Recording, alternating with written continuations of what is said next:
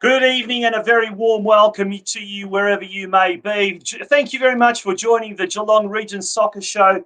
It's episode 39 and we've got an absolute fantastic episode all lined up for you tonight. And joining me very, very shortly in the studio here, or in our virtual studio, if you like, is none other than my co-host, my weekly co-host, Steve Curtin. Steve, how are you? And a very warm welcome to you. Thanks, Tonchi, and a warm welcome to you and all of our viewers as well. I hope everyone's feeling just a little bit of excitement and anticipation, firstly for all of our younger listeners, finding out about when they're heading back to school, but obviously the announcements yesterday with 10 people being able to exercise together outdoors, that's got us pretty excited about what possibilities might lie in the next few weeks. Tonchi, how are you doing yourself, mate? Yeah, very good, mate. A big shout out to all the nurses out there. It's International Nurses Day. A big shout out to my sister Christina.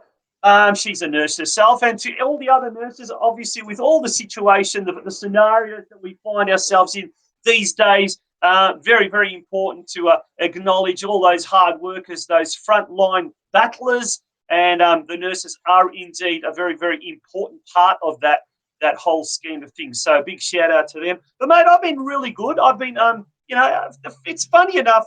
We always say it. There's no football at the moment. Nothing. You think homeschooling and what you're not. Half the shops aren't open. Still a lot of people off work. You'd think that there isn't. There's plenty of hours to do everything you want to do. Tell you what, it's still a rush. It's still a mad rush, and there's never enough hours in the day. Isn't that right, mate?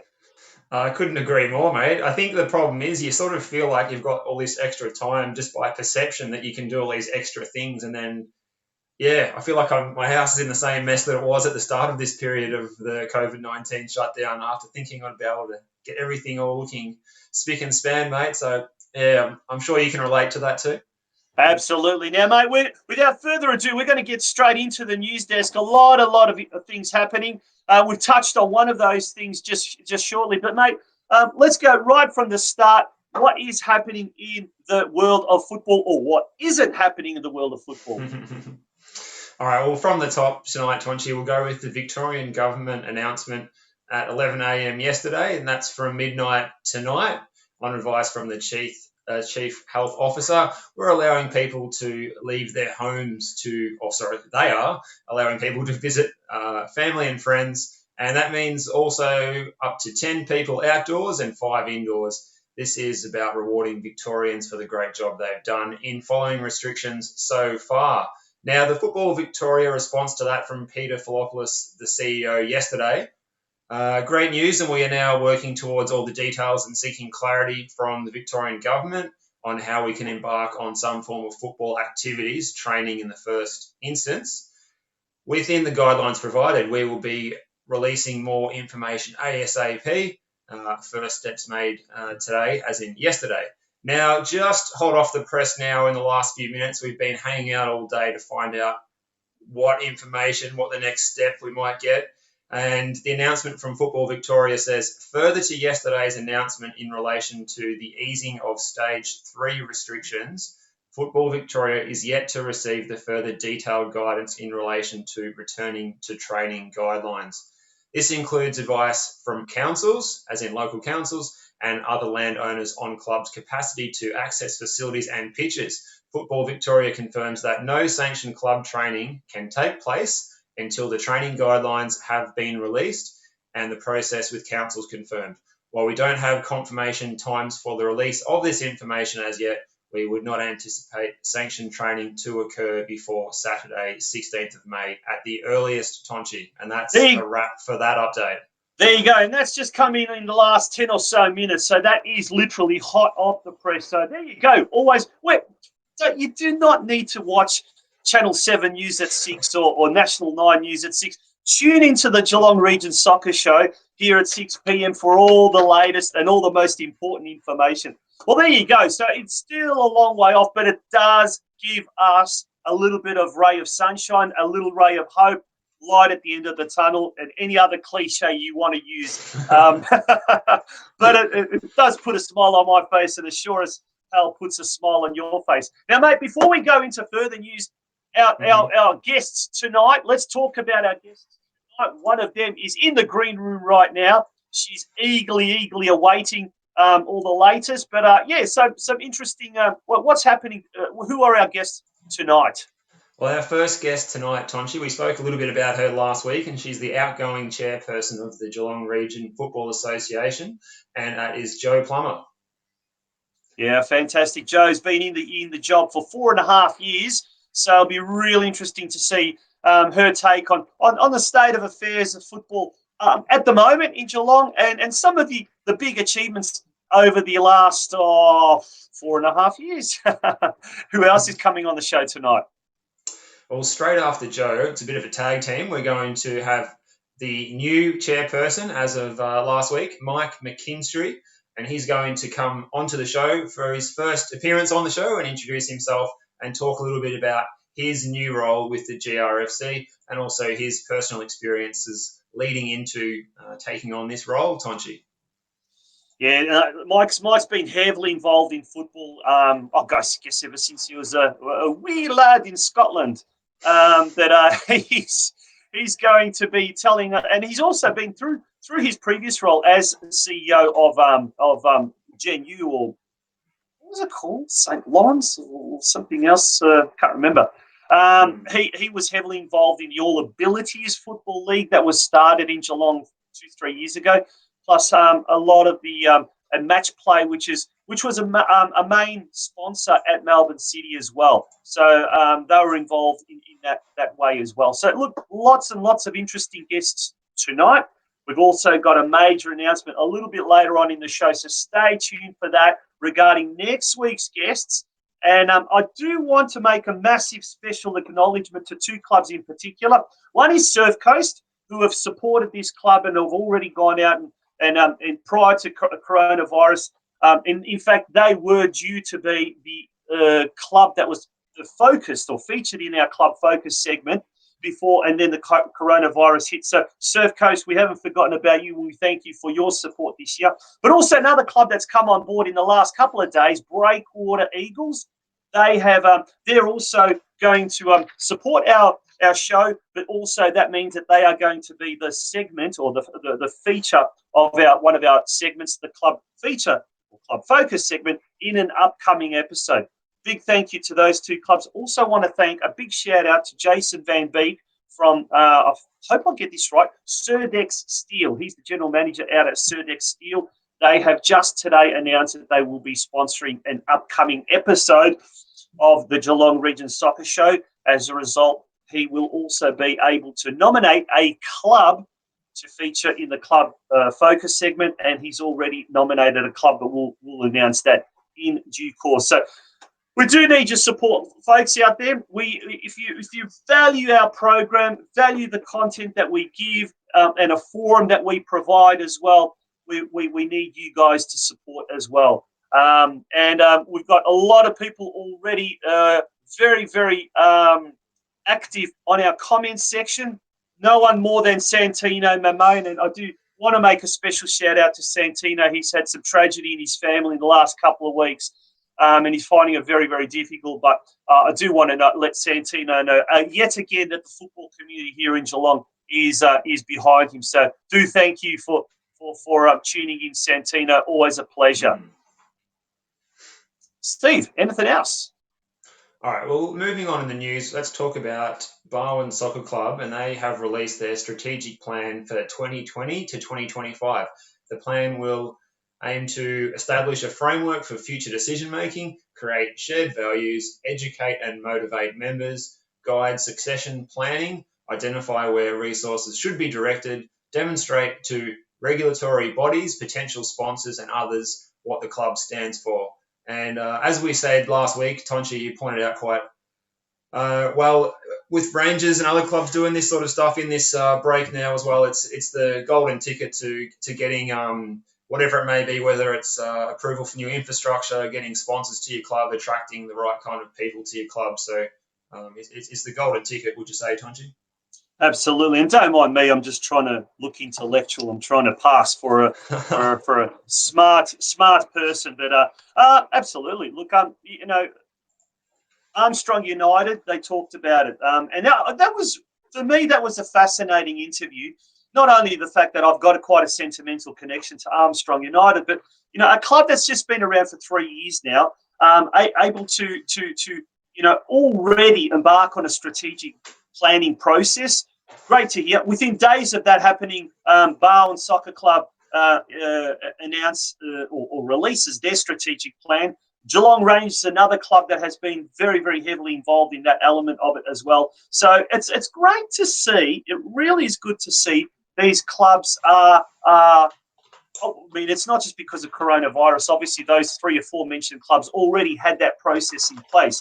But it's good to see that clubs locally are really starting to think strategically and are really starting to think long term as well as, week to week, short term, and that kind of stuff. So, Santino says, Steve Curtin, water or vodka you drinking, lad? What is it?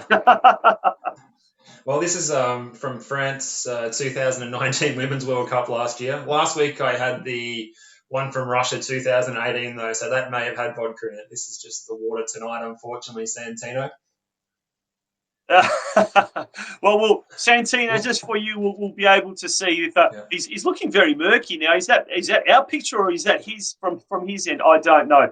But back on that strategic planning thing, I think once again we've still got a little while off before clubs start to really get back into that day-to-day hustle and bustle of running a club.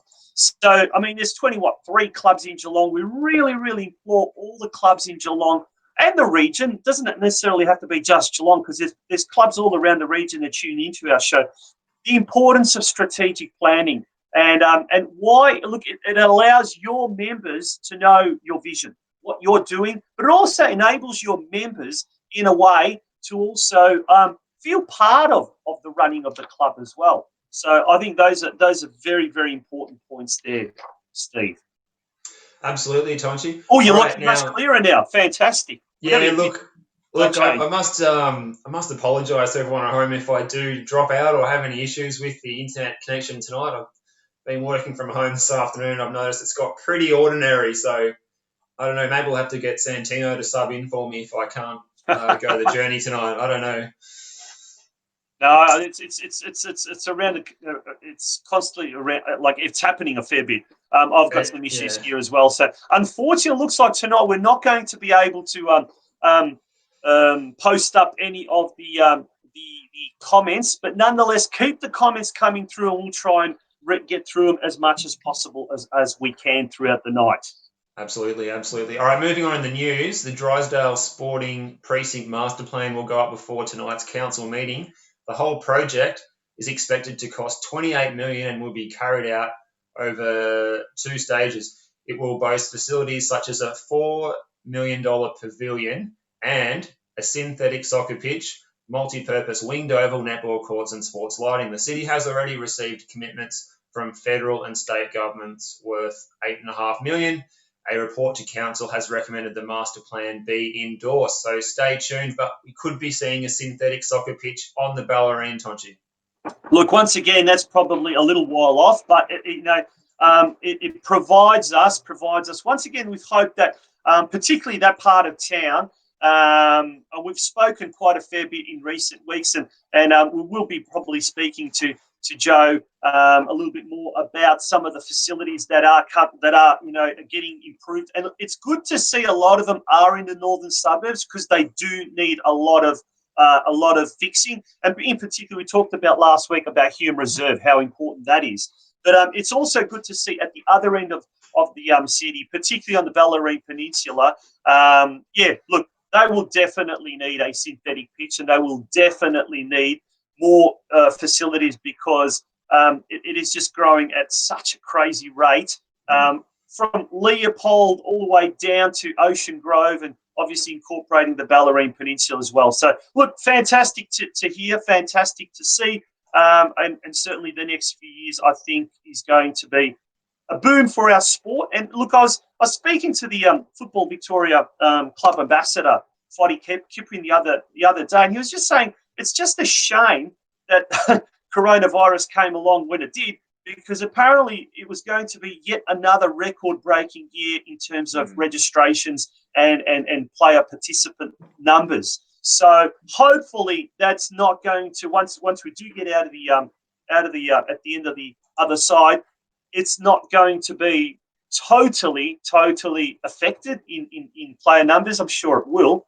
but hopefully it won't be too detrimental to the sport, I suppose.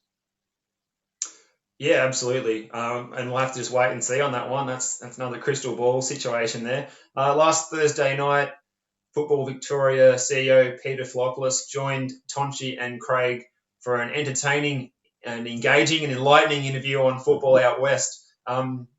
You were there. How did you enjoy that one, Tonchi, and what were your sort of take-homes from that chat?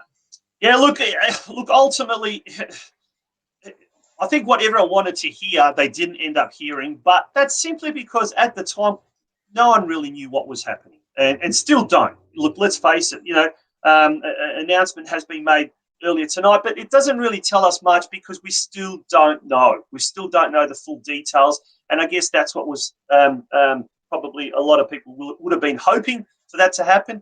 Having said that, it was really good and really insightful to see some of the stuff that is happening behind the scenes, and also, I guess, the vision, of down the track. And look, for me, I took a lot out of the fact that he's a big, staunch advocate of having transfer fees. That, I think, particularly for clubs in Geelong, particularly for community clubs in Geelong, that will more than likely forever be developmental clubs, and they will produce the players, and those players will then go into NPL clubs, maybe Geelong, maybe North Geelong, maybe Geelong Galaxy, and maybe then they'll step up to other clubs, either in the NPL system or in a second division system or a second tier system, or ultimately at A-League level. And if these clubs were then down the pecking order to receive some sort of compensation, some sort of transfer fee, that could be put back into their junior system, put back into their facilities, and that sort of stuff. And we saw that at North Geelong at Alco Park. They did get something out of Joey Didlitz's transfer. They did get something out of Josip Skoko. So, all of these things filtered down back in the 90s. That's what we want for these clubs happening now. Now, if you didn't get a hold of that interview, go on to Football Out West show's YouTube channel. And also, if you haven't seen some of our past shows, go on to our Geelong Region Soccer Show YouTube channel. Make sure to subscribe. We've only just started it recently. We're trying to build it up. We're trying to get the subscribers. We're trying to get the views. And the more and more of you guys that jump on board and help us in that way, if you can't financially support us, by all means support us by subscribing our channel, by sharing all of our posts, and in particular tonight's show, make it a watch party. There's so many ways that we can become a vibrant, active football community. Steve, is there anything else? If not, we're going to take a little bit of a break, and then we're going to bring our first guest on shortly after the break. Oh, no, nothing else, Tonchi. Just enjoyed watching some K-League on Optus Sports on the weekend. And my new favourite team is Gangwon FC, who had a win over FC Seoul on Sunday night. Did you catch any of that action? I did on Friday night. I caught a little bit of that. Jumbung, however you pronounce it.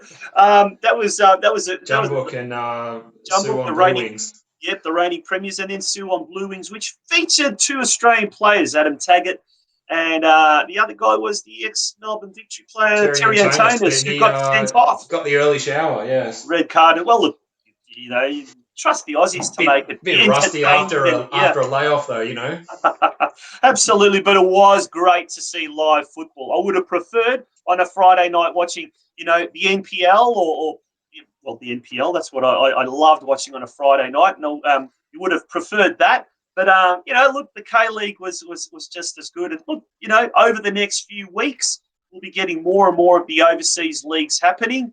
And that's right. The Germany this Bundesliga. weekend. Yep, Bundesliga's coming up. So look, live football is on the horizon, folks. It is on the horizon. So hang in there. Oh, absolutely. All right. Mate, we're going to take a break, and then when we return, we're going to get straight into our next guest.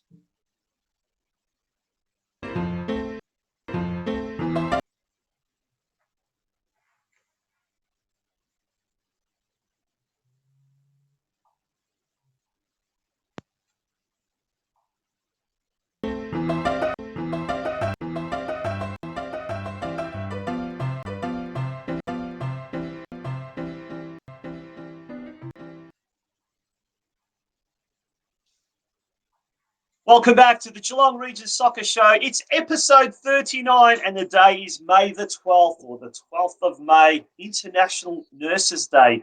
Now, Steve, we've got a very, very important guest joining us. That's right. Looking forward to having a chat with Jo Plummer. It's a very warm welcome to the show. Jo, how are you doing tonight? I'm doing really well, thank you. And thank you so much for inviting me to be on this evening. Jo, it's a pleasure. welcome. Great to have you. Welcome to the show. And it was a Mother's Day on Sunday. How was a soccer mum such as yourself treated by her two boys and husband? Did they spoil you on Mother's Day? Well, define spoil. Like I've got, as much as you would expect two teenage sons to do so. Look, we certainly had a lovely morning together, and was lucky enough to bring in a bit of a picnic lunch and have some fun there. But it was a great day. Very good, very good. And Jo, how have you been keeping sane during the COVID-19 shutdown? Has it been a bit of business as usual for you from home, or has it been a bit different and a lot different? Look, I think it's a lot different for everyone, because it's not a matter of doing it because you want to, it's a matter of doing it because you have to. So, it is different for everyone.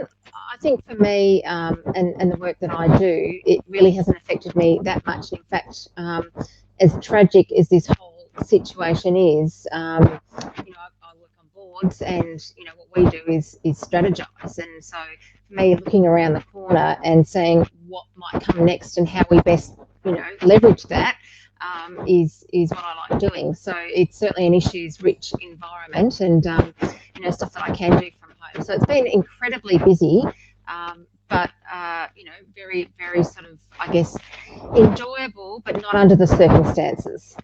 Mm-hmm. Unfortunately, we seem to be having a little bit of audio from your end, Jo. Maybe just slightly adjust the microphone or whatever, but it just seems to be a little bit kind of muffled. Say something.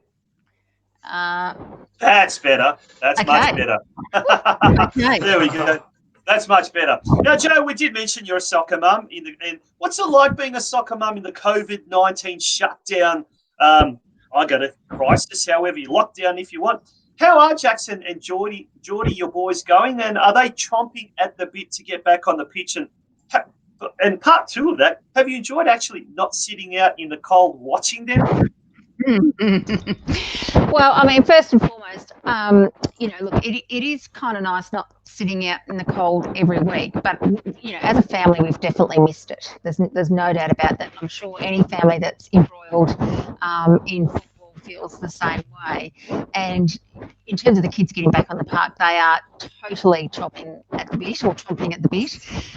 We've been really lucky in that what we've been doing is some one-on-one coaching in a couple of ways. One with doing some PT with Colin Hamilton, who's many of you would be familiar with, doing some really terrific strength and conditioning training, and of course with Craig Filer, and he's doing a brilliant job, and really have loved the boys going and doing their one-on-one session with him, and it's just sort of keeping their touch and their fitness up, so just enough to keep them from crawling the walls. Well, it's no surprise that Cmf Soccer Coaching is tonight's sponsor as well, or one of tonight's sponsors. So Craig does a fantastic job, and he's obviously been my co-host on the Football Out West show on a Thursday. He's just saying that, look, there's just kids are just really going. They can't wait. They can't wait. There's only so much drills and training and that they can do, and I guess that's something that, when we go back to very slowly easing out of the restrictions, they're going to have to do, almost like that type of training. But nothing matches actual matches. And pardon the pun. Well, that slide tackle in the mud and taking someone's feet from underneath them, there's nothing like that feeling, is there? Let's face it. Yeah, absolutely. Let's replicate that in the home. Yeah, I think so. Yeah, it's not quite the same on the wood panelled floor. No, definitely not. No. Now, Joe, tell us a little about how you first became involved with football and how you ended up in the position of the GRFC chair for 4.5 years. Good question. Very good question. Look, football has been in and around my life, since I was a kid. I was born in the UK. My dad used to play, used to go train with him and his mates, because there were no female teams at the time. And then, of course, met my husband Neil and did very similar things with him and training and the like. But I think in terms of the administration role, it was a matter of I had been involved in looking at getting the first Galaxy squad up, which was a neutral model for the MPL, and that didn't get up because they were wanting to field a senior team at the time. And with that said, it was a really good opportunity, to sort of get that message up and out around the importance of having a strategic plan in football and the like. So it was one of those times where I was chatting to Foddy about the strategic plan of doing that, and of course he sort of said to me, "Listen, we're looking for someone to help us out, with the GRFC, and would you consider doing it?" And at the time, I was coaching and loving doing that, and I'd coached for about 8 years, firstly with Cardinia and then through Rangers. And I had been lucky enough to sort of start getting a couple of bigger roles in boards and chair roles, and it just felt like a really good opportunity to give back, and with having a bit of a profile, using that for the greater good and helping to get football a bit more well known, I guess, in the region. So it was very seedy. He sort of cornered me behind the shelter shed at Myers Reserve one day. But let me just remind you, Joe, it is a 6 p.m. time slot, so it's still a PG rating. Absolutely. Yes. So anyway, that's and I was, I said yes. And, like most people in these volunteer positions, it's very difficult to just half do it. You really want to give it everything you've got. So here we are. Now, Joe, let's talk about those 4 years at the helm of the GRFC. What have been some of the highlights over that period, and what's been your most proudest achievement in your time as chair of the GRFC? Yeah, Tough question. Yeah, it is a tough question. It's a great question, and look, you never ever achieve anything on your own. So, firstly, I think it's very important, to say that. And my claim to fame is never ever being the smartest person in the room, but it is about bringing the right people to the table. So I guess early on, and you talked a lot about clubs and things earlier on about having a strategic plan. And one of the first things I did in the role with some really good people around me, like Paul Rawson, for example, and yourself and Foddy, getting together that very first football summit and pulling together a regional plan. And from that, we had some really important pillars that we were working on. Whilst in the initial stages, they were formalised, I guess over time, as we were trying to do more and more things in the region, it became, or seemed to be, more important that we needed to have some control over our financial destiny. So we've spent quite a bit of time deliberating on, whether or not we have the right governance structure in place. And in some ways it has, I guess, made us meander off that path a little bit, but it's also been incredibly useful.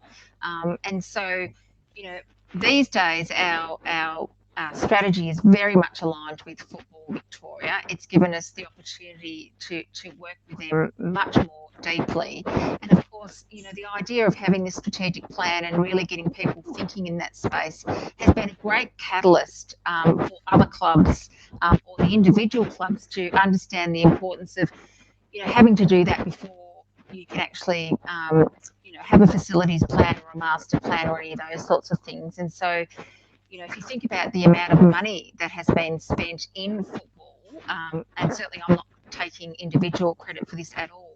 Many of the clubs have done lots of fantastic work in their own right. But you look at, what Stead Park have done with the Drysdale Precinct, our Prior Leisure Time Centre and the synthetic pitch there. There's been lots and lots of grants. I mean, I would estimate we've probably had somewhere in the vicinity of 15, 20 million if you were to actually add it up. So that in itself has been a big achievement, and of course there's still much more that we need to do in that space.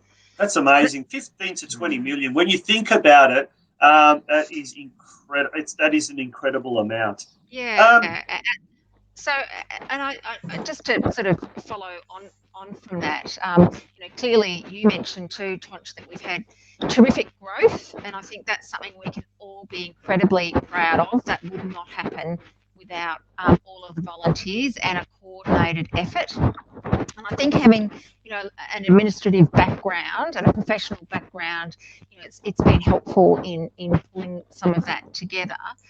But by and large, I think the proudest thing for me would be the relationships that have come out of it. And, when I first started, the very first meeting I went to, and I don't know if you remember this, Tonchi, because you were certainly around at the time, and even in the GRFC meeting, it was like you walked into the meeting and people were lined up behind each other like a schoolroom. So there was chairs sitting in front and behind, and it was pretty easy for people to take some cheap, nasty shots from the person sitting in front of them because you couldn't actually eyeball anybody, right? Yeah. And so the first thing we did was to make that into a square, and all of a sudden we had to start speaking civilly to each other and what have you. And I think, we've come a really long way as a group and a committee since then.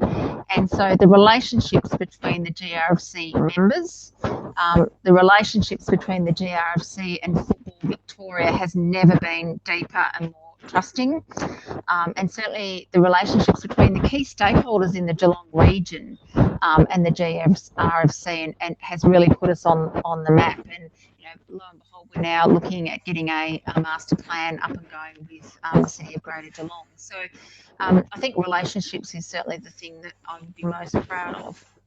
I'll chip in there, Steve, before you ask the next question. And I know, like, I'm going to tell my age here, but I was involved in the old Western Victorian Soccer Association as a club delegate back in the day. So that was 20 years ago. Oh, not quite 20 years ago, but thereabouts. And those meetings used to be an absolute war zone, And then when we got to the GRFC, in my day as involved in Football Victoria, and that was probably just a tad before, Joe, you came on.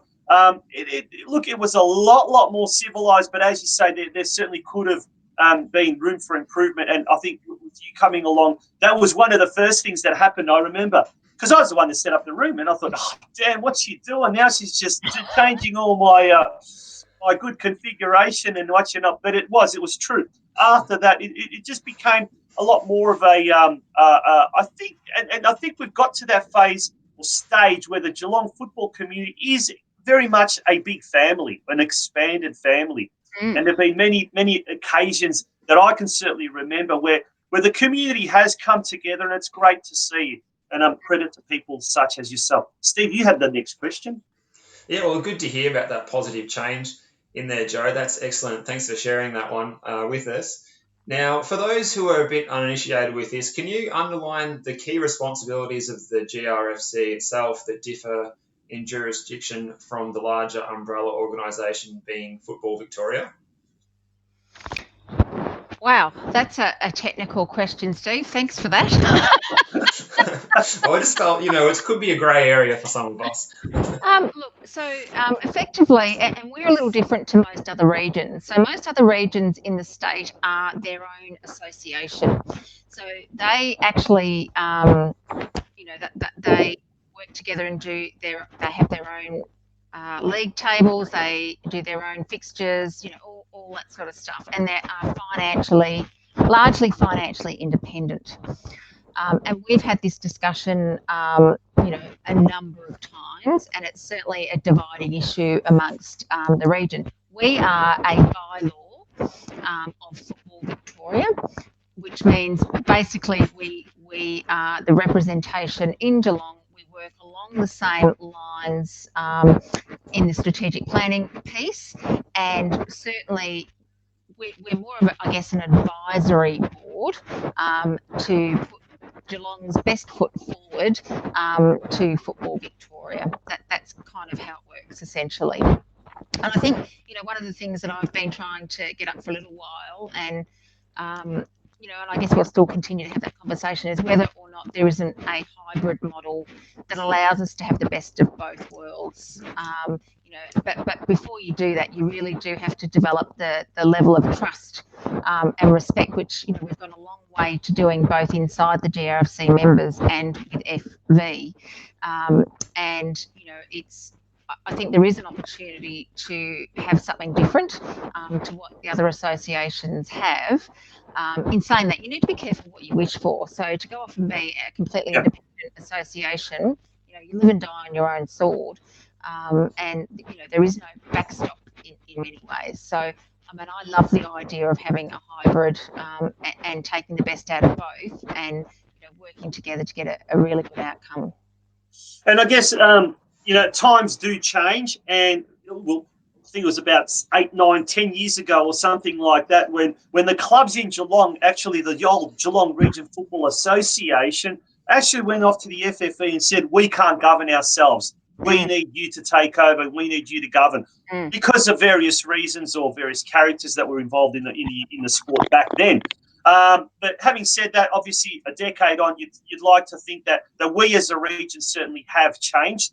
But look, speaking of the overall state of the game here in Geelong, Joe, how would you assess it? How would you assess it right now in 2020, maybe prior to the COVID crisis, but obviously taking that into account, because it is interesting times that we find ourselves in. Look, we are incredibly strong. The Geelong region is the jewel in the crown when it comes to Victoria. Our participation rates, our growth on growth, the female participation, which again, we're all incredibly proud of, and not just in the administrative levels, but also in coaching and in decision-making roles at club levels. We've got a number of female presidents now, so that's terrific as well. The state of the game, is very, very solid. There are things clearly that we can do, like continuing to get more people to be accredited in their coaching, because that sort of sets the benchmark for the standard of play going forward. Obviously, getting the facilities up to a level that will match our growth will be incredibly important, and we continue to work on these things. And of course, that will become more difficult with the way COVID is stretching people's resources. But certainly, I think it's still doable, and we'll continue to make sure that that's on the table. But by and large, I think that we have got an incredible opportunity afoot post-COVID, because what it's done, really, it's put everybody on hold. It allows us to create some space and put soccer forward on the map as we want it to be, not as it has been. So collectively, now is the time for us to really harness what this looks like going forward. It is a great time to reset. So I'm incredibly excited about what we can achieve going forward. Now, Joe, focusing on women's football in the region, what are your thoughts on the Geelong Galaxy's senior teams being demoted to a second-tier comp, the new WVPL this year? And what are your feelings about elite level women's football in our region going forward? Look, I mean, I've got some personal views which people may or may not share, and it doesn't much matter what my personal views are, right? Because I'm here to represent the members and what is best for the region. Having said that, look, it's there's no doubt that Galaxy have had an unfair share of challenges put before them, not least of all being, although they've had a place to play out of, they haven't ever really had the resources and the financial support and the luxury of a true home club with the following that we've all been used to having as part of men's football and kids football. So there's been some very difficult barriers there for them, and getting the talented pathway, creating those opportunities, etc., that are sustainable with coaches and with players, again, has been hard. The fact that they had to take a step back this year, I think sometimes. Again, these opportunities can be better for us than what we think they are at the time. So I think it's a good opportunity to reset and have a look who and what else is out there and who we can partner with to make this stronger for the future, so that we can, create stronger pathways between Galaxy grassroots, so looking down, and then obviously the W League looking up.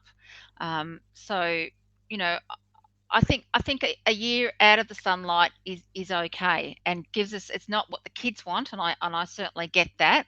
But so long as we're using this time to reset and establish, a really strong way forward, I think that's okay. Absolutely, I think that's, and sometimes it's we talked about the strategic planning at the start of the show, and it's sometimes having that wisdom of looking further afield and looking long term than just band-aid short term band-aid solutions, I guess. But speaking about in the future, or our vision for the future, Joe, what do you envisage for the game in our region in the next, say, 12 months, coming out of the crisis and, say, middle of 2021? Where will not what we want it to be, but where will our sport be? Look, I think we have to be master of our own domain. We can't leave it to them or they. It's us. And if not us, then who, right? So what will be really important is that COVID has set us an opportunity to stop and have a rethink, and certainly, building that landscape the way we want to, and making sure that football is in every conversation, when it comes to sport, that we make sure that we're part of that. But also, I think for us as a region, what will be really, really important over the next 12 months is that it will be less about competition. Again, not that the kids want to hear that, and more about collaboration. Because to get us back up, and then not just getting back to where we were, but actually thriving, we're going to have to work together to work out, what are the best strategies forward, and who are the right partnerships, and how do we help each other to raise, the whole level, as it were. So I think the next 12 months for us needs to be less about competition and more about collaboration, so that we can all thrive into the future. I think it was it Anthony Banavats a few weeks ago when we had him on this show, had a really, really good word of advice or piece of advice for everyone. Was like, yes, we've got the white line fever. We're all competitors on the field, but off the field, clubs need to be working a lot more better together. And I guess that is the forum, that is the Geelong Region Football Committee, an opportunity for the clubs to come together and to speak together. And I guess that's what you just said. They need to collaborate a little bit more. For sure. Steve. One last one from me, Joe, and thanks again for your time tonight. And back to the GRFC, with you shifting from the role of chair to deputy chair, can you tell us a bit about how that came about and with your new role, and will it be much of a change for you? Look, yes and no. So, as we mentioned earlier, the committee is a bylaw of Football Victoria, and that bylaw states that the chair cannot be in that position for longer than 4 years. And whilst we have been trying to, coax somebody in to take on that role, and the deputy that I had, Scott Brown, who was terrific in his time and gave a couple of years devoted in that role, has had to move on for professional reasons. And there was nobody coming out of the woodwork. So what I was doing in this last sort of 6 months was largely caretaking the role, but still business as usual. And of course, Mike McKinstry, who had worked with me for a couple of years when we were doing the strategic plan, and done some really terrific work with us and got involved with Football Victoria and really helping develop that stakeholder map and what we were doing. He had decided to step down from GenU, who is an incredibly successful organisation, which he was the CEO of. And so I thought he might be at a loose end, and sort of said, listen, how about you take on the role and I would be your deputy? We'd make a fantastic dynamic duo. And to my surprise, he said yes. And so, you talk about what am I proud of? I mean, I'm incredibly proud to have Mike come into the role. And I think, the life cycle, good governance is about getting a change as well. And Mike is incredibly well equipped for this implementation bit. What we've been doing over the last 4 years is very much about softening the pathways and creating the foundations.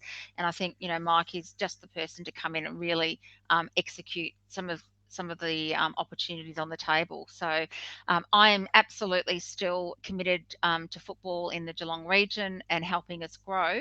And I'll be right behind you, Mike.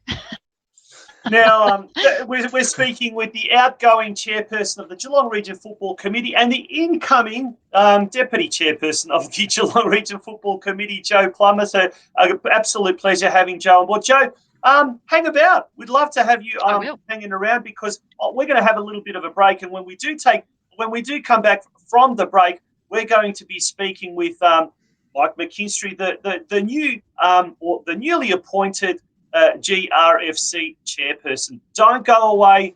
We'll be right back.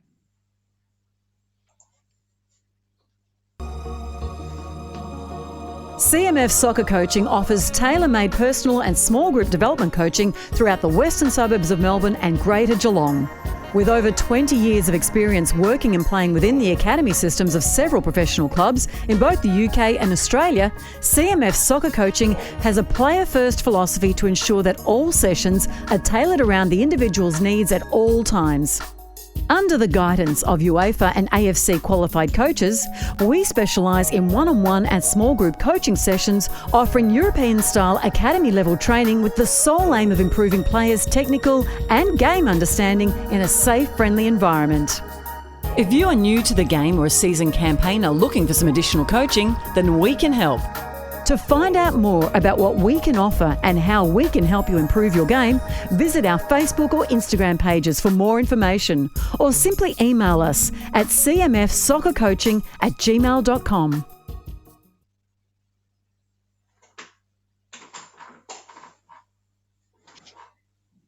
Welcome back to the Geelong Region Football Show here on Facebook Live. With us speaking live is the outgoing GRFC chairperson, the incoming GRFC deputy chairperson, Jo Plummer. Jo, it's an absolute pleasure to have you on board. And we're going to now bring someone equally special into the show. And he is the newly appointed GRFC chairman or chairperson, Mike McKinstry. Mike, very good evening to you. Evening, folks. How are you? Hi, Joe. Good. Hello. Yeah, you're right. I was conned. That was completely what happened. Now the question is, were you conned by Foddy in the same way that Joe was conned behind the shed up at Myers Reserve? No. I did not take it behind the shelter shed. I deny it. She did not. She happened to be in a chair role at Barwon Water and invited me up to Melbourne for some water ball, and then we got together talking on the table, and I didn't know Joe that much, to be honest, at that point in time, and much to our surprise, we both realised we were big fans of football over the years. Now, Mike, is this the first time we've had the pleasure of having you on our show? Can you tell our viewers a little bit about who Mike McKinstry is, and tell us a bit about your extensive experience with football, both as a wee lad back in Scotland, but also, I guess, more recently here in Geelong. Interesting story. Yeah, sure. Well, as you said, you can tell by the accent, I'm from North Geelong, so far north. But look, like you said, I'd started playing soccer, no surprise, of football when I was a kid back in Scotland. Played at various levels, and then started coaching. Even when I got to my more adult years, started coaching. Moved to England. Was a player manager in England for quite some years, and then came to Australia in 2000. And then I moved down to Geelong in 2004. And I've always used, I guess, football as a way of keeping your feet grounded. I was lucky enough in my professional career to get to a senior level reasonably young. But, I try and use soccer as a way of keeping yourself grounded and equally keeping you connected with your local community. So whenever I moved roles, and I moved around a fair bit, I always wanted to try and say, how do I get to know my local community, and I always was passionate about playing football. So when I came back down to Geelong in 2004, I ended up going to watch a game down at Howard Glover, and my son was playing at the time. He was young, and they were getting hammered, and he was playing for Surfside Waves, and I happened to be standing there watching all this unfold, and they were at a point in their age group where they were all following the ball like bees around a honey pot, and I happened to be talking to the guy who was the coach, and said, if I was you, I'd change this, I'd do this, I'd do the next thing. And then I realised I'd overstepped the mark. And it was actually Mark Rapper, who at the time was the president. And he said, look, we're short coaches. And Mark heard the accent and said, look, would you consider coaching the kids? And I said, well, look, I'm going to be here anyway, and I won't single out and give any preference to my son. In fact, anything, I'm probably harder on him than anything. I took over in 2004 when I was at Alcoa. And I was down in I lived in Ocean Grove anyway. And then after a while, he said, look, we have a game on a Sunday, kick around as an adult. Why don't you come down? And I said, no, I've given it all up. My hammy keeps going, mate. And the worst thing that could have happened was I scored 2 goals. And then he said, why don't you play? And then before you know it, I'm actually coaching the adults as well. So I was coaching the kids from under 9, 10, 11, I think, and 12. And player coach of the adults at Ocean Grove when I was down there. And then I went back up to Melbourne and I joined Doncaster Rovers. Same job, same deal. I moved that job. Again, wanted to get to know the local area. Went along and they were short of coaches. So I coached at Doncaster Rovers just for kids. I didn't do the adults there. I've had a long association with the game. Always loved it. My brother-in-law was lucky enough to play at a senior level back in Scotland. In fact, he played for Aberdeen and they won some European Championships. And then he actually moved down to Man United when Alex Ferguson moved down from Aberdeen. Jim Leighton was his name, the Scotland goalkeeper for 20 odd years. He played for Man United for about 3 years. And then went back up to Scotland. And so I've always had a passion and a connection with the game. But of late, I've just got really, really busy with my professional commitments. And as Joe said, I was involved with GRFC for a while and then stepped back. But when she sort of said to me the other day, look, would you be interested in becoming involved with GRFC again? I said, absolutely, I'd love it. That's a very good fun fact about Jim Leighton. Now, I think he played in this tournament of the T-shirt that I'm wearing, Mike. Now, congrats on your new role as chair of the GRFC, and all the best of luck undertaking it. And just probably a bit of a serious question. We won't hold it against you at all, but can you fill us in as to which clubs overseas that you follow? Oh, yeah, I'm delighted every time I tell Foddy this because him and I are arch enemies. As you might know, Foddy Kiprian's a Glasgow Rangers supporter, so guess what? I'm a Glasgow Celtic supporter. And Foddy's also a Man United supporter, and guess what? I'm a Liverpool supporter. Yeah. So we're going to get on like a house on fire. Oh, great rivalry between you guys. Now, speaking of Liverpool, Ahmed Idris says Mike sounds a lot like Kenny Dalglish. And that's probably true. Yeah, I'd like to think I've got a more refined accent than him, just a little bit, but maybe not. Just a wee bit. And Masters Summer League Geelong now. Who's that? Usually Barbaros or Ross Abraham. They're saying, "Well done, Mike. I look forward to you bringing great things to the region. Our Surfside days together." So possibly was Ross Abraham. Oh, there you go. There you go. Yeah. Keep the comments coming, folks. We would love to hear from you. A lot of engagement from the viewers out there. But, mate, let's talk about recently. You were the CEO of GenU, which is one of Geelong's largest employers. And even if in that role you had some heavy involvement with football. Tell us a bit about that. Absolutely. I mean, for those that don't remember, and then it was Coringo, going back to you said St. Lawrence, it was Coringo and St. Lawrence merged. And I oversaw all of that, and then we rebranded it GenU, and then we expanded and became a big employer, and is still headquartered in Geelong. But when I got involved with Football Federation Victoria, as it was a couple of years ago, Foddy mentioned to me about an All Abilities Day that was going on in Melbourne. And for those that don't know GenU and its previous organisations, the core of what the organisation does, it supports people with disabilities, both locally and within Victoria. And Foddy said, look, we've got this thing that Football Victoria are sponsoring, which is an All Abilities Soccer Day. And being a competitive little Scotsman, I said, bugger that, we're going to go for a full league. So we got talking together and said, what if we put it out there to all the clubs to say, if we threw in a little bit of money with Leisure Networks and the TAC and provided some supports, would we be able to offer a full league of All Abilities Soccer here in Geelong? And it would be the first, I think it was the first in Australia. There's a little bit of trepidation at the time because to go all the way to straight into a full league was a bit challenging.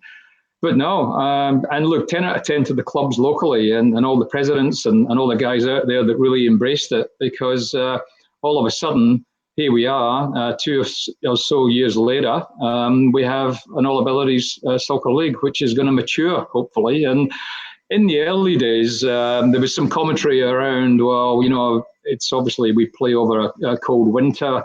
Can people with disabilities, you know, be able to cope with all of that? And of course, I went, oh, bullshit. This is the kind of thing that we've got to break through and demonstrate that inclusion means everybody's out there together. So kids can play in the morning, the All Abilities game runs out after that, the adults runs after that. It's true inclusion. And I've really always thought that football was, in addition to being competitive, it was always been about community, always been about unifying communities.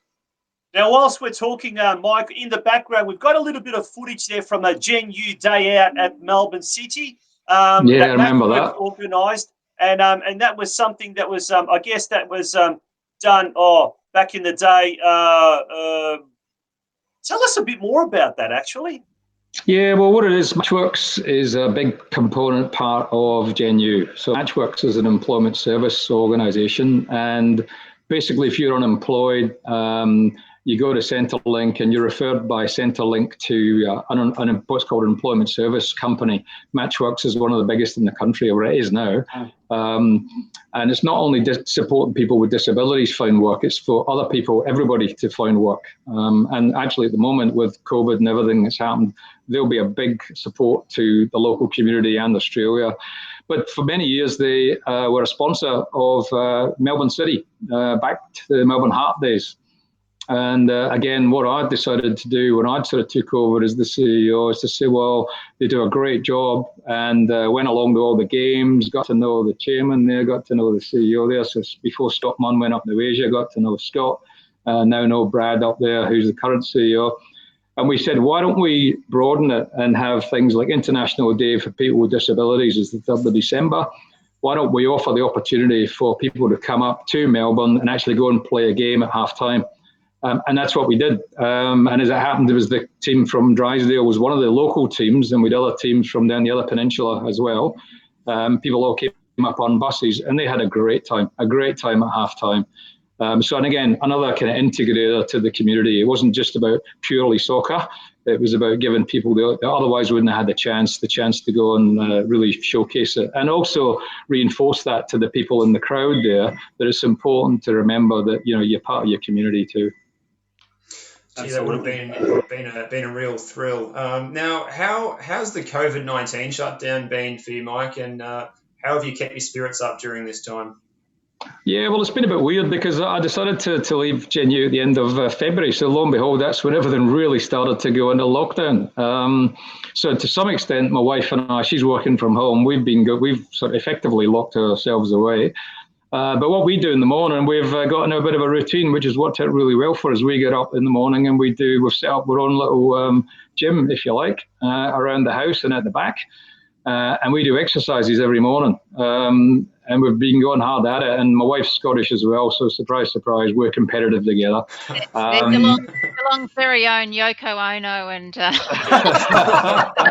So we've been running off one another. And John Lennon keeping with that Liverpool theme. Yeah, exactly. Yeah. And whenever she gets to 29 push-ups, I say, you've got one more. So... but no, we've been doing that. And look, I'll tell you what, we notice it when we don't. There's a couple of days where we haven't done our gym routine, and it affects you psychologically. I mean, we just felt a little bit deflated. So we try and use that as a bit of a routine to keep us going through these hard times. Brilliant. Mike, let's focus now on the Geelong Region Football Committee, the GRFC. At last Monday night's AGM, you were appointed to the role of chairperson, which we've spoken about tonight.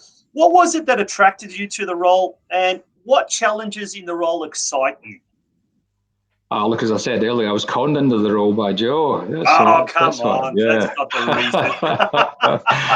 No, look, as I said to you, and Joe mentioned it earlier in her interview, that I became involved with the GRFC a couple of years ago when we were rewriting or updating, if you like, the strategic plan. And I think having a strategy is really, really important. And at the time, we also did a whole stakeholder map that Joe referred to as well. I think now that the game is growing, there's a need for clubs, and they are. I'm seeing a lot of evidence of it from becoming reconnected recently, where, like you said earlier, you know, Barwon are doing, having a strategic plan. I mean, if you go back, I remember back in Scotland and England, and you said to some clubs, have you got a strategic plan? They'd go, what? You know, I don't know if I've got enough players for Saturday. So having a long-term vision of what you're trying to do, I think, is really important. And I'm hoping that I can bring some of my business background as well as my passion for the game to try and help, I guess, provide GRFC with a long-term plan. In fact, we had a conference call earlier today with Football Victoria about trying to make sure that what does that plan look like? What does the GRFC look like? What does the club plans look like? And how do they all hang together? Because if we're going to be successful in the future, this game has grown, as we know, significantly here in Australia. It's growing significantly here in the region. And we all know the challenges that growth can bring. You get the growing pains. And if you haven't anticipated that growth and really thought it through in terms of facilities, not only the hardware, but what I'd call the software, which is, have you got enough trained coaches? Have you got enough good referees? All of the other aspects that are required to make the game successful, then you're going to run into these so-called bottlenecks. And that sometimes means you just got to lift your head up a little bit and try and plan ahead. And if I can help in any way, you know, with GRFC and with clubs, plan that little bit ahead. And I'm not saying I know all the answers, by the way, but if I can try and help, you know, work our way through that together, I just think it'll be a great opportunity for the Geelong region to be, you know, really, really strong. That sounds very encouraging. Now, in your opinion, Mike, is there any clear or obvious, that sounds like a VAR talk, deficiencies that you've noticed that exist on the Geelong football scene? Look, I've only just become reconnected, so it'd be unfair to say that I'm across, you know, that in a way that I need to be. And of course, with COVID, you know, there haven't been the opportunity to get out there and really interface with the clubs. Look, I think one of the challenges that happens, and I saw it before, you mentioned it earlier when I first became involved with GRFC, clubs are very proud of what they've done, and they've every right to be. You know, the committees, the presidents, all of the club staff who've really helped establish some of these great clubs locally have got every right to be proud of it. I think we also know that competitive element sometimes though backfires or can come into a bit of an equation where clubs can become a little bit self-centered. And again, that's great because there's the passion and there's the desire to win coming through. But I think if we're going to be successful in the future, it's going to be win-win, not win-loss. And I said the other day to a guy that I was talking to that I don't see any point in clubs getting to a point where, they walk out every week and they thrash the competition by 5 or 6-0 for the sake of argument. Because quite frankly, they're not learning anything because they're not getting challenged. And equally, the clubs that if they are in that level where one club's here and another club's here, we've got to try and lift the game such that it's really competitive. And I think for all the people that are on the call out there, for everybody that's played football, you know that you benefit as a player when you play better players than you. And that's why if we really lift that game, and I mean that even at the kids level, if you can get the kids being competitive, and I know on a personal level, I mean, I'm one of the classic old school football players where I'm all right-footed. And that's because when I was a kid, we didn't have the emphasis on teaching young kids how you actually got to be able to balance up with both feet and spend more time on some of those basic skills at a young age before the kind of nasty habits of becoming really reliant on the one foot as you get older, and you just can't stop it from then on in. So getting in at an early phase is really, really important. Tell me about it. I'm a left footer. Just saying I'm going to lift down a right foot. We'll just leave it at that. Now, before we go any further, folks, Colin Drain from Barwon says, congratulations, Mike, and thanks to Joe for all your work. Great for Gen U to support the All Abilities League.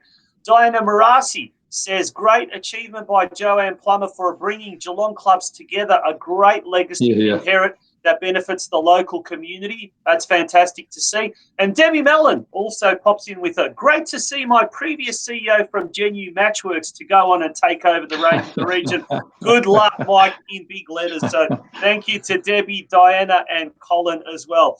Now, you did mention, Mike, you got involved because of junior football, because of your son playing at the time. And now, in your opinion, do you have any thoughts about the costs of junior football in the region? And are the costs at the moment prohibitive, in your opinion? And what can be done about it? Oh, you're always good for putting a political question there. Tonchi, he's just pulled the pin and rolled that one out there. It's going to go off right in front of me. Look, the cost of any sport, quite frankly, not only football, is always going to be a challenge. Particularly if we want to widen the game to make it more accessible, not only to people, for example, with disabilities, as I was saying earlier, but there's a lot of young kids who can't afford it, quite frankly. And whether that be the ability to join, the ability to actually afford boots and all those basic things. And a lot of stuff's been done over the years to try and help that. So you look, that's always going to be a challenge. Now, whether it's too high or too low, I'd welcome your feedback on that, and I'll get into that as we move forward as the chair, and if I can influence that in any way, great. But I think the more that we can do to help individuals be able to afford the game, again, the game will only be better for it. But I don't think there's a magic wand there. But it does mean that we've got to make sure that, whether it be GRFC, Football Victoria, we've all got to manage the cost of running the operation and try and make sure that it's affordable for people to play. Absolutely right. Now, moving on from that question, what's your opinion on our current football facilities in the region? Do you think we have sufficient facilities available for our sport, especially taking into account the extraordinary positive growth in rates of participation? Well, look, if I think back to where it was not that long ago and to where we are now, I mean, I remember going back to the example when I was at Ocean Grove. When I was there coaching, there was 2 pitches and that was it. And the adults and the parents came along beside the side of the pitch there and actually put their car lights on because we only had one dim light. So from where it was then to where it is now, I just said earlier, a significant investment has gone in. So I think where it is now, where it used to be is chalk and cheese. But if we're going to keep pace with the growth, though, then that level of reinvestment becomes necessary because I just think there was insufficient investment previously. And as I said earlier, I think the important thing, if the game is going to be competitive, that there's a phrase that you've probably heard used about, when the water lifts, it's going to lift all boats. We've got to watch that some of the smaller clubs or newer clubs don't get left behind. And as Tonchi said earlier, there's been a lot of investment going into certain areas, but we've got to make sure that we also have allocated investments into the other areas that are growing behind them. And whether that, Tonchi, you mentioned before about some of the growth and the great investment that's gone in recently in the north, and is there enough balance of that in the south? I mean, that's, again, we've just got to be all adults in GRFC and look at that as a community. But certainly there's some really positive things that I've saw recently in terms of the council investments. If we see local government, and for that matter state government, beginning to invest locally, that's a great thing, because quite frankly, when I was first here involved, there was very little investment, and as I know that a lot of people on the call will be very much cognizant of that too. So I think there's more to come, but from what I can see, there's actually some positive signs that there's some investment beginning to come through. And I guess, and Joe will probably agree with me here, it comes back down to the clubs as well. How well the clubs lobby their local politicians, whether it's the council, whether it's a state or the federal. We've seen some great investment happening over the last few years, and particularly what I must say, a lot of the clubs in the northern suburbs, Joe, some of the more established clubs are really now starting to learn how to deal with council, and as a result, they're starting to get some very, very good funding in return. So really, it is a two-way street. Yeah, we do want all of the regions, we want all of the clubs to be looked after, but at the same time, the clubs themselves have to do a fair bit, and that comes back to a strategic plan as well. Joe? Yeah, absolutely. And I think our role at the GRFC, and also, FODI's role as a club ambassador, is to help clubs to be self-sustainable in that way. So, if they're not savvy, in terms of creating a strategic plan and understanding who they need to create relationships with, which stakeholders and the like, then, we're here to help them connect and do that. But I think there's definitely been a huge realisation in the last several years that it doesn't just fall in front of you, and bagging council in the paper isn't going to help you, and all that sort of stuff. We've actually got to be consistent, professional. We've got to have a plan, and you've got to work with other people. So I think kudos to the clubs that have actually done that and had the the capacity to do that. And it's important that we try and get that across as many clubs as we can. Now, Mike, speaking about all the strategic planning and going about it the right way and getting funding from various tiers of government, the City of Greater Geelong last week announced that they're putting $50,000 allocation towards the development of a business case for a regional soccer facility in Geelong. Having a regional soccer facility in Geelong, is that still a pipe dream, or is that something that can become reality in the not too distant future, in your opinion?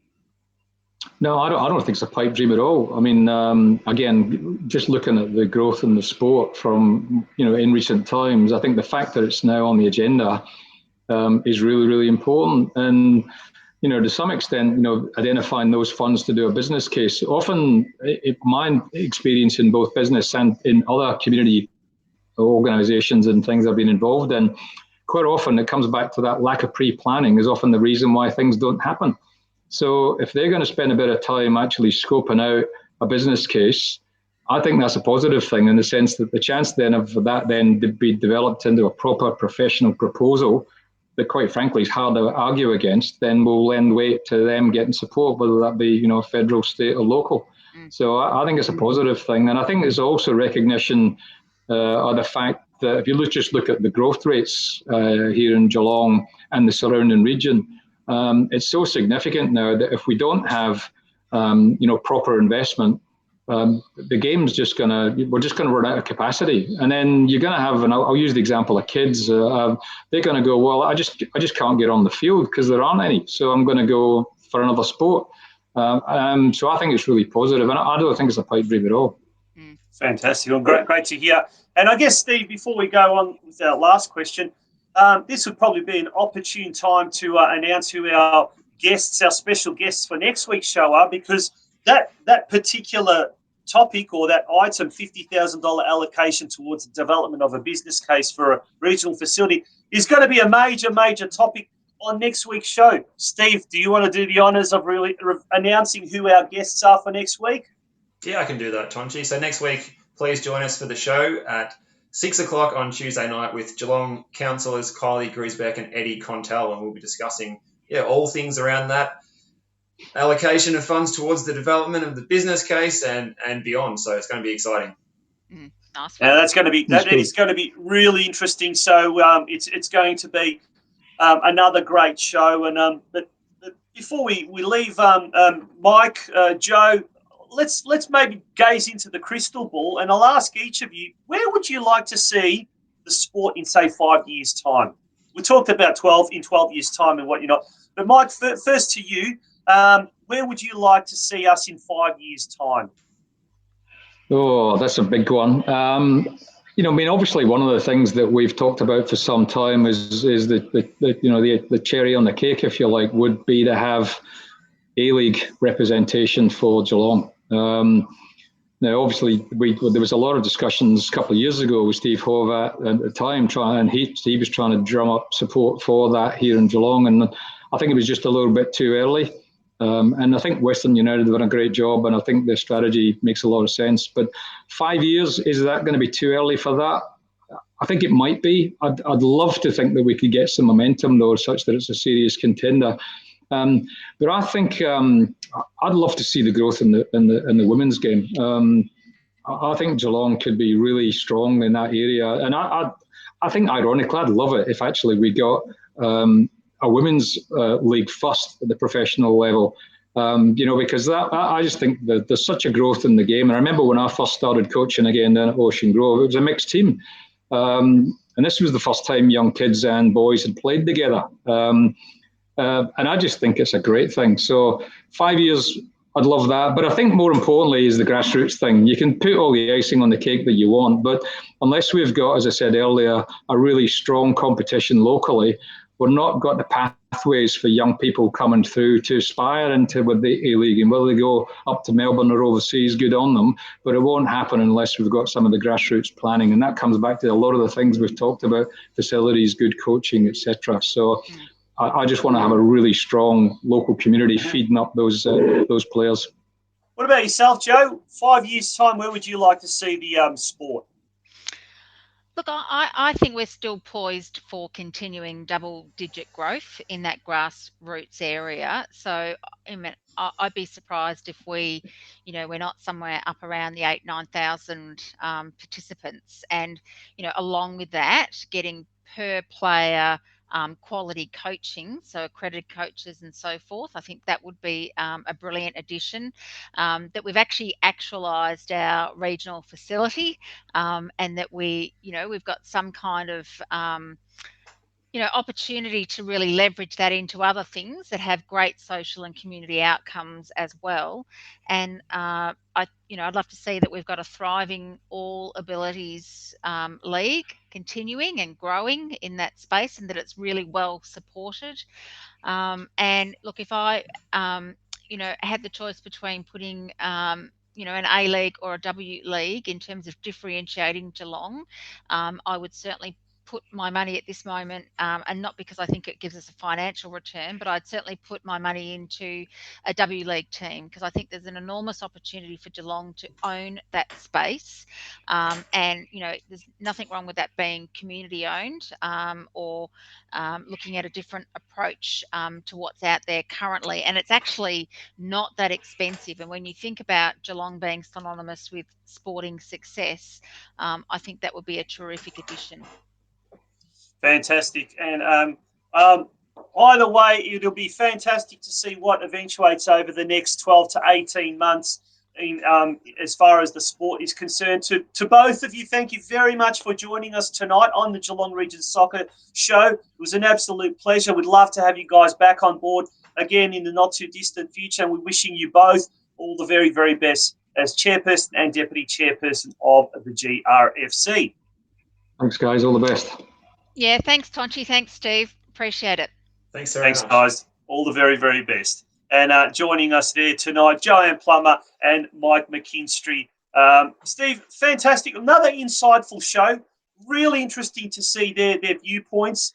Mate, just with what Joe said, I'll put it into perspective.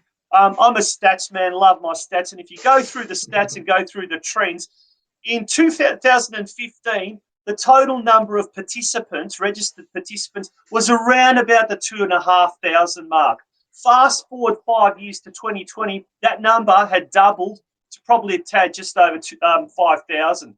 Going by the same trend, if you like, in 5 years' time, if that number was to double yet again, we would have about 10,000 participants. And obviously, if you're going to have a doubling of the number of participants, you're going to have them at the top level, the elite level, somewhere in the middle, and then those participants at the bottom as well. So you're going to have a whole heap of new participants. And the way Geelong is growing, there are new suburbs being formed, new estates being formed. There are clubs that could be created in places we never even imagined, let alone the existing clubs that can go from strength to strength. So, mate, when you look at it that way, the only way, what do they say? The only way is up. The only way is up. It sounds like some sort of a 1980s song, but indeed it is something we'd love to see happen, mate. It's no doubt, Tonchi. And just thinking about the amount of growth, like that growth area to the south of Geelong is the 70,000 in size in the future, and then we've got the northwest growth area too. So those numbers, those rates of increases, not only will continue to go up, they'll probably go up even more, you would predict, Tonchi. Well, absolutely. And speaking of growth and growth corridors, that's probably going to be another question that we're going to pose our councillors next week, our guests, Eddie Contal and Kylie Grisbeck. Kylie is heavily involved in the sport, not just because of the fact that she's obviously a football-loving councillor, but she's also, her family is involved at Lara United, and Eddie's been involved. His daughters have played football over the last few years, so he's been heavily involved and a big supporter. So, I cannot wait to speak to those two next week. Yeah, it's going to be good. It's going to be, must watch, Tonchi, I think. Absolutely. Now, if you can't get your fix until if next Tuesday night is just too long to get your football fix, your local football fix, make sure to tune in on Thursday night, 7 p.m. on the Football Out West News Facebook page. Our sister show, the Football Out West Show with Craig Filer and myself, will go to air at 7 p.m.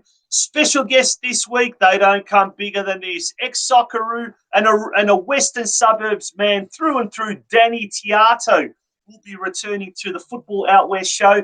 He came out with some rather controversial comments recently, saying that the A-League was dead and buried, and that was about 3 or 4 weeks ago.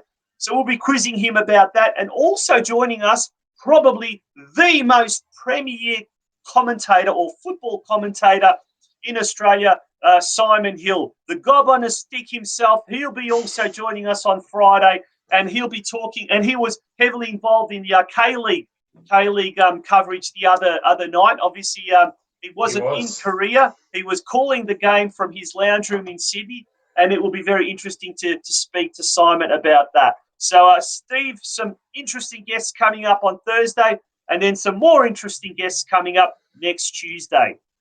That's right, a tough tackling left-sided player and then a straight-talking commentator. So what a great combo, Tonchi. You've done well. Either yourself or Craig, someone's done well to secure those two. I'll take the credit, even though it's probably more Craig that he's done all the hard work. Both give a shout-out to Craig. He sent me the watch party last night for the Coaches Workshop, Returning to Play, a guide for coaches. Watch that on Facebook last night. That is available now on YouTube, and I'll put the link into our comments for the show. And I would recommend anyone who's going to be coaching, and next week could be the week when coaching will resume, have a look at that, because there's some good content in there to get the most out of your players in the coming weeks, and certainly look after their welfare as well. We don't want, as we said last week talking to Lucas Ellis, we don't want to put our players back on the couch again with an injury from football. So it's absolutely very important stuff, I'd say. Yeah. And that was a presentation run by the South Australian Football Association. A great presentation. I tuned into a little bit of that. But if you've missed tonight's show or you're wanting to listen, go back to any part of tonight's show, make sure you go over to our YouTube channel, Geelong Region Soccer Show, the podcast series. Subscribe to our YouTube channel. Send the links far and wide. Make sure every one of your friends tunes in. And we'd love to have as many of you on board each week, every week. And there is light at the end of the tunnel, folks. There is light at the end of the tunnel. Sooner or later, we will get back out onto the football pitches. Until next week, until next Tuesday, have a safe week, have an enjoyable week, and all the very, very best from you on behalf of Steve Curtin and myself, Tonchi Prusak. Good night, and thank you for joining us. Good night.